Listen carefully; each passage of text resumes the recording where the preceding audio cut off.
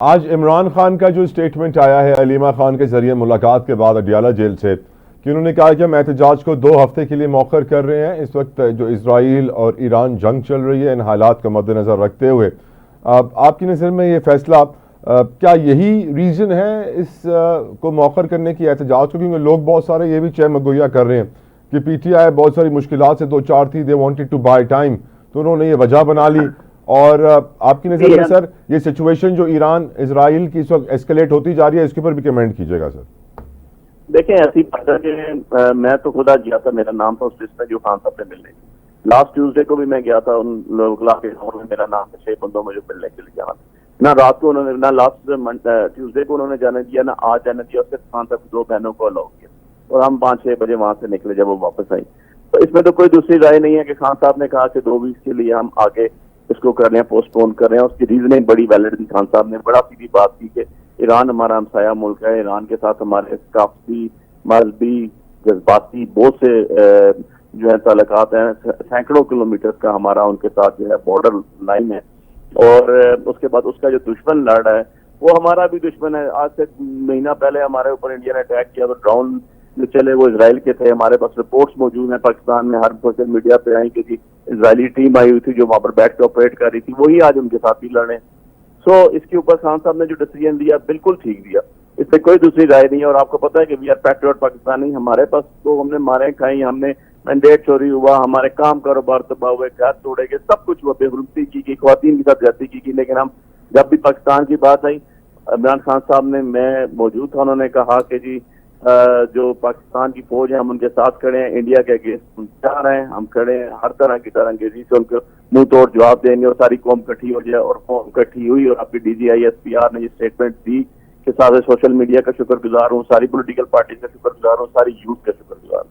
तो वही चीज आज इमरान खान साहब ने दोबारा पैट्रियटिज्म का करते हुए ये चीज भांपते हुए, तो ये एक मुश्किल टाइम है। ईरान के बाद जंग जो है वो और भी कहीं चल सकती है, वो जंग सीरियस नेचर की भी हो सकती है, तो उसके लिए उन्होंने पोस्टपोन किया। बाकी हमारे पास तो यार अल्लाह भाई, जो लोग कहते हैं कि हम मुश्किलात का शिकार हैं, भाई कौन सी मुश्किलात का शिकार है? पर्चे हमारे पे अंदर, हम में जहाँ पर 17 पर्चे होंगे 10 और हो जाएंगे यार, ठीक है। उसके बाद आपने जो है बुलेट इंजरीज हो गई, लोगों को मारा, सब कुछ कर दिया, हम तो दोबारा आ जाएंगे। लीडरशिप, हमारी टॉप लीडरशिप जेल में पड़ी हुई है, खान साहब की खुद जेल में, उनकी वाइफ जेल में, उनकी बहनें पर्चे भुगत रही है। शाह महमूद कुरैशी साहब आज जो है हॉस्पिटल से घर उधर लखपत जेल गए। तो इस सारी चीजों का मकसद कमजोरी तो हमारा है नहीं।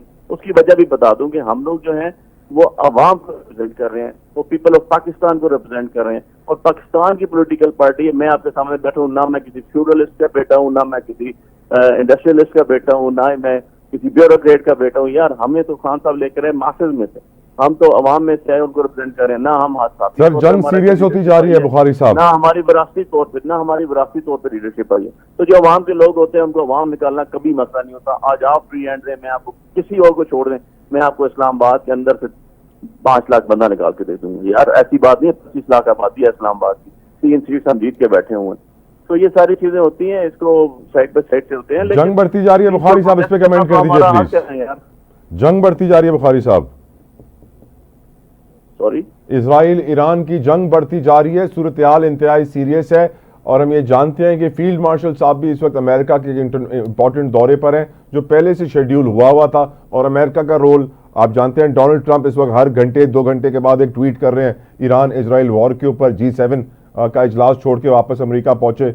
आपकी नज़र में सिचुएशन कितनी सीरियस है? पाकिस्तान के पास क्या ऑप्शंस हैं और पाकिस्तान के बेहतर मुस्तकबिल के लिए हमें क्या करना चाहिए? देखिए तला भाई, बिल्कुल सीरियस नॉट चाहिए। और आपको 2 चीजें हमें कभी भी नहीं भूलनी चाहिए।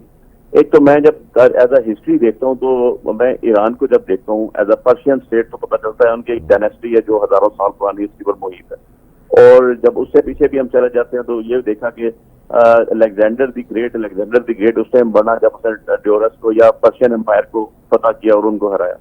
सो कौम तो है वो, उसमें कोई शक की बात नहीं है। 10 करोड़ आबादी भी है उनकी, रिसोर्सेज उनके गो के हैं उनके पास जो यूटिलाइज नहीं कर सकते। लेकिन उनका हमने एक हिस्ट्री वाइज देखा है कि स्ट्रॉन्ग नेशन है, इसलिए कि आफ्टर इनकलाब एक दिन में पूरी असेंबली उड़ा दी गई थी। उनकी बॉम्ब ब्लास्ट हुआ और असेंबली में सारे उनके जितने भी पार्लियामेंटेरियंस थे खत्म हो गए। लेकिन नेक्स्ट डे दोबारा उनकी असेंबली बैठी और उन्होंने लेकर गए तो उनका एक कॉन्सेप्ट या उनका एक जो अपनी कौम पे एतबार है या कौम का मुतहद होना एक बड़ा एक यूनिक लेकिन एक फैक्चुअल पोजीशन ये है। आप ऑटोमन एम्पायर या पर्शियन एम्पायर की बात करें तो इनके पास रूलिंग ब्लड्स जो चल रहे हैं और वॉरियर्स भी हैं। अब जब हम इसराइल के खिलाफ जब देखते हैं हम तो ऑब्वियसली इसराइल की इनकी दुश्मनी आज से नहीं चल रही। दे फर्स्ट से ईरान नहीं मान रहा इसराइल को, दे फर्स्ट से पाकिस्तान नहीं मान रहा इसराइल को। ठीक है, तो हमारी अगर कहें कि जी उनसे दोस्ती होगी तो ये तो पॉसिबल नहीं है। हमारे वो अब भी दुश्मन तो हैं, वो भी इसीलिए इनको स्नैप कर रहे हैं क्योंकि सारे रीजन में अल्टीमेटली रह के मुसलमानों में अगर कोई पावर फोर्स रह गई है तो अल्हम्दुलिल्लाह पाकिस्तान इज ऑन टॉप क्योंकि वी आर एटॉमिक पावर। और on the other side Iran की क्योंकि फौज है 6.5 लाख 6,90,000 फौज है, 1,90,000 पासदारान इनकलाब है, तो उनकी फाइटिंग फोर्स तो है। यस एडमिटेडली उनकी जो है एयरफोर्स जरूर कमजोर है क्योंकि वो पुराने F-14 और वो ज्यादा 79 इनकलाब के बाद तो उनको मिला नहीं। लेकिन जब मैं उनकी थोड़ा सा हिस्ट्री पढ़ रहा था तो ये पता चला कि उन्होंने सारी की सारी इन्वेस्टमेंट बड़ी वाइजली जो है वो मिसाइल सिस्टम और इसके ऊपर की, जो आज उनको फेवर भी कर रही है। बिकॉज कि नोइंगली उनको पता था कि हमारे ऊपर अटैक आएगा तो कहाँ से आ सकता है, हमें क्या रिबट करना है, कैसे उसको लेके चलना है। सो इसका असर तो हुआ, आपका पेट्रोलिंग महंगी होगी, आपकी फ्यूल सारे का सारा फैक्ट्स बढ़ गई, तो आपकी जंग अगर बढ़ जाती है तो ये इंटरनेशनली आएगी। और दो चीजें मैं से चला भाई पे ऐड कर दूं जी। नंबर वन, आपने देखा कि ट्वीट की डोनाल्ड ट्रंप ने कि तेहरान खाली करते हैं लोग, जी हाँ, लेकिन इसके साथ हमने ये भूल के हमने ये नहीं देखा, मैंने 2 प्रोग्राम में जिक्र भी किया कि चाइना ने भी कहा चाइनीज को कि भाई आप जो है वो इसराइल खाली करें। एग्जैक्टली सर, ठीक है, वहां से निकले। So this is a alarming position. ये नहीं है कि वन साइडेड गेम चल रही है। और आपने ईरानियन का स्पिरिट देख लिया और उनका हौसला भी देख लिया कि उन्होंने बाकायदा स्ट्राइक बैक किया और उसी वेलोसिटी से किया जो उनके पास मौजूद थी, और उसका असर भी हुआ कि ये नहीं है कि जो इसराइल है वो नाकाबिले तस्खीर है और उसके ऊपर कोई चीज लग नहीं सकती। उनको भी पता चला कि जो हमने फिलिस्तीनियों पे बम गिराए थे वो बम वापस गिरे तो कैसे तकलीफ होती है। सो सारी मुस्लिम उम्मा को भी मैं देख रहा था मीडिया में, सारे के सारे चैनल्स पे भी, अपने एंकर्स को भी, हमारे सारी पॉलिटिकल पार्टीज को भी, बेसिकली तो हम सारे मुसलमान ईरान के साथ खड़े हुए हैं इस टाइम के यार हमारा एक दुश्मन ममालिक है और वो मुल्क जो है वो रेगुलरली 1.5 साल से उसने फलस्तीन के अंदर बेगुनाह रहते बच्चों को और उनको उसने, मैं कहता हूँ, पूरी की पूरी नस्ल खुशी कर दी और सारे का सारा इंफ्रास्ट्रक्चर तबाह कर दिया। उन्होंने लेबनान के अंदर सारा इंफ्रास्ट्रक्चर तबाह कर दिया। सो ये तो एक वो मैं कहता हूँ ना इलाके में एक छोटा बदमाश डेवलप हुआ। तो अगर मैं इसको आसान लैंग्वेज में कहूँ तो ये अमेरिकन और कुछ यूरोपियन स्टेट्स ने एक छोटा बदमाश तैयार किया जिसको दिल करे मारे और वापस बैठ गए।